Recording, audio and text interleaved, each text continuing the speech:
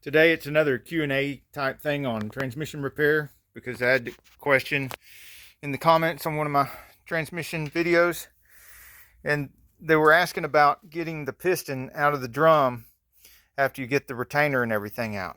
And this doesn't have to be this particular drum. This is a 4T60E, but you know, AODEs, you take the retainer out, it's going to be a similar thing, except the AOD, you've got just one hole here. I'm going to cover that.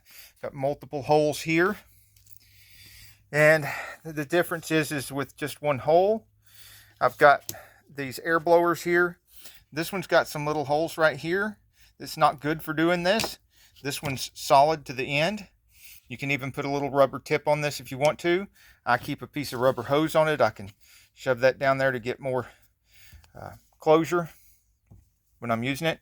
And with a drum that's just got one feed hole behind there, make sure the retainer's out first, and then I flip it over on the table and blow the air into that hole. Now that's not going to work on this 4T60E because it's got so many feed holes. The air is just going to come out the other holes. So what I do with these, and sometimes those too, if I just don't want to bother with air, and never blow the air in there when it's up, because this come up and hit you in the face, the piston will. But I don't take these and just smack them on the table if I don't want to use the air method.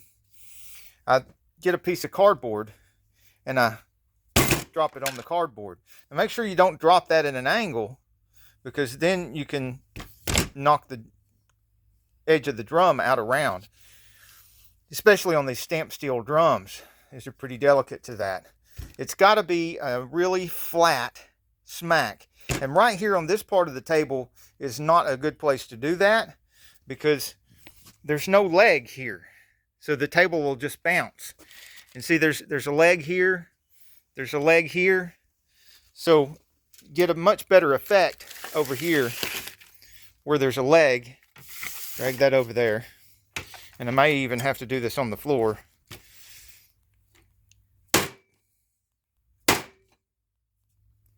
Okay, you can see the piston is moved somewhat. And let me show you the difference if I do this on the floor, which hurts a lot because my knees and back are wore out. And this is a rubber mat. It's going to absorb a lot of the impact, so it may not work very well. Yeah, that's not working. We need to get over here to the concrete. And again, especially just nothing but a piece of cardboard between this and the concrete. You cannot have the least little bit of angle on here. Could ruin the drum. See how that's making a very flat cookie cutter mark in the cardboard? It's because I'm smacking it really flat. And out it comes. So the more solid the surface is, the more likely that piston is to come out in one or two smacks. The more absorbent or bendy or bouncy the surface is, the less likely it is to come out. And then you've got like where the leg is there, that's somewhere in between. And then you have, of course, drums that have only one or two feed holes down in here, and you can just use the air and blow it in there.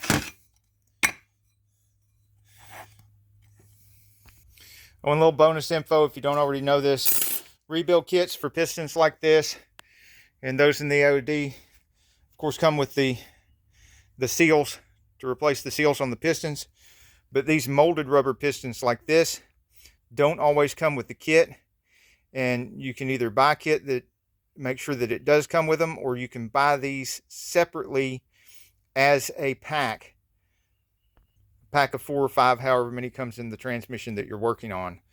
But these should always be replaced when rebuilding a transmission. If you have the molded rubber pistons, you should never reuse these. The seals get just as hard as the seals on these conventional pistons. Oh, and one other thing that might help you, speaking of AODs and 4R70Ws and stuff like that, there, if you're putting the pistons back in on those, there is a set of piston installers right here that is absolutely necessary on AODs and 4R70Ws. Not every piston in the AOD 4R70Ws is impossible to get together without ruining the seals, but a couple of them are, especially the third gear clutch, which would be in one of these third gear drums. Unless you have the later model drum like these, which these are the stamped steel, and these stamped steel ones will hold a lot more clutches than those cast iron ones. Show you what they look like. They also require those seal installers, or it will cut the lip seal, the brand new lip seal. You have to get a whole nother kit. See, much improved third gear drum for the AOD 4R70Ws. If you've got the later model one, you've probably already got one of these. They hold the maximum amount of clutches, and they're lightest weight. This is the set for the CD4E. It's definitely, it's just as necessary as the AOD. You just can't put a CD4E together with the handheld lip seal tools. You have to have the special tools for putting the pistons back down in the drums without cutting the lip seals. These are OTC 307-S274. I don't remember the part number on the one for the AOD 4R70Ws, so I'll try to put a link in the description below. Any more questions, put them in the comments below, and don't forget to subscribe. Isn't that right, Shop Cat? Hey, Shop Cat. Aren't you even interested in this? Not even a little bit? Just don't care, huh?